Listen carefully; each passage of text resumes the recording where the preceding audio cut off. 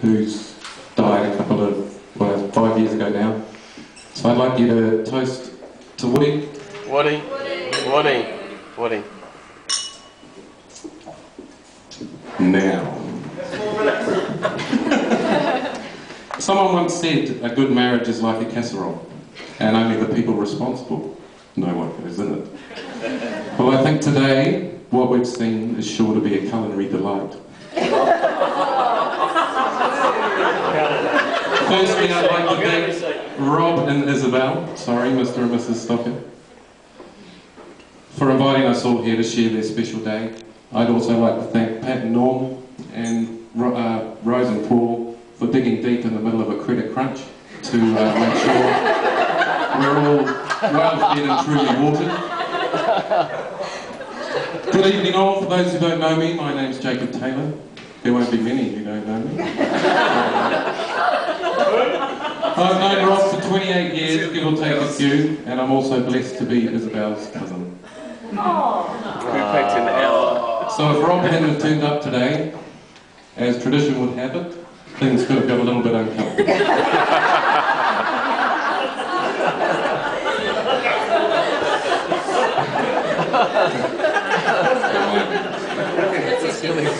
My father once said, as was the banter around our house at the time, that there was no way that Robert would weasel his way into our family.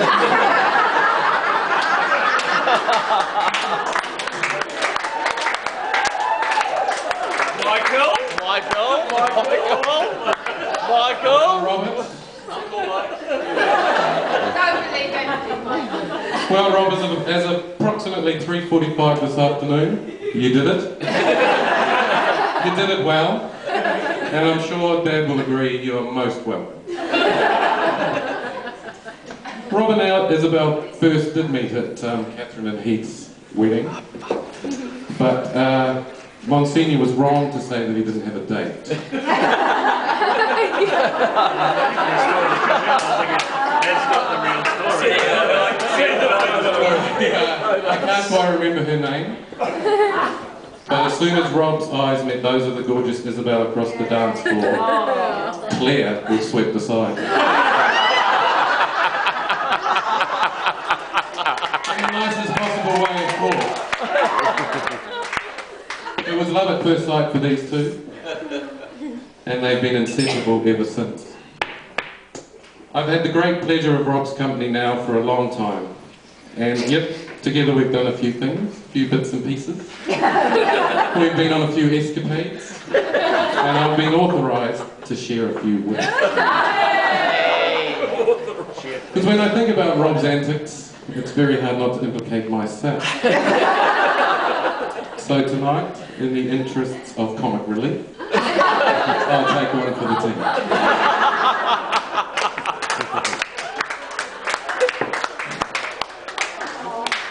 In our 28 years, there have been many Saturday nights. 1,426. On one such night, due to lack of taxi funds and a hankering for a fresh glass of water, Rob and I found ourselves wandering the corridors of Auckland Hospital. We ended up speeding through the domain at 3 AM in a borrowed wheelchair. Only later to be told by Rob's nurse flatmate that she would dob us in if we didn't take it back. We did. And at the Cambridge-Oxford boat race, we thought a nude swim might be in order. And why not? It was a lovely day. And it's an amazing feeling sprinting down the pier in front of thousands of cheering people. Cops in hot pursuit from both directions. And Zephyr Brown standing on the bank of the river with our clothes. Leaping into the not-so-clean water, we were quickly overcome by the currents.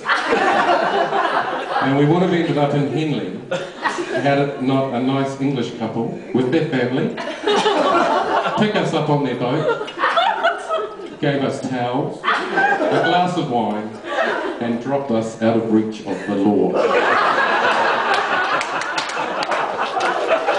And speaking of the law, Rob and I have spent lots of time, but we've also done some time. Who would have thought that throwing shoes at each other at 3 a.m. on 3 o'clock in the afternoon on a Sunday in Oxford Street would cause the constabulary much concern? It did, and we had a one-night stretch. I had a great night's sleep in a single cell. Rob unfortunately had to share. And we don't talk about that night much.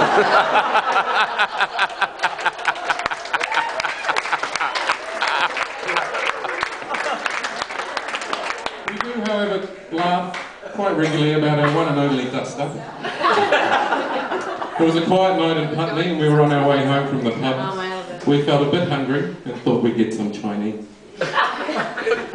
All I remember is that I had the spring rolls and he wanted one. Next thing you know, fists are flying. Rob gets a lucky punch and there's blood everywhere. My blood. Company was parted at that point. The next morning I get a call from someone looking for Rocky. I said, speaking.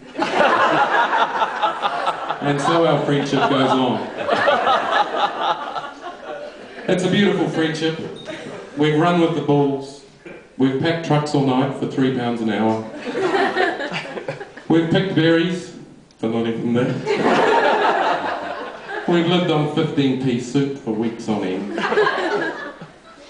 We've panicked and fled the scene of a car crash, leaving my brother to pick up the pieces, including Dad. Rob and I have travelled...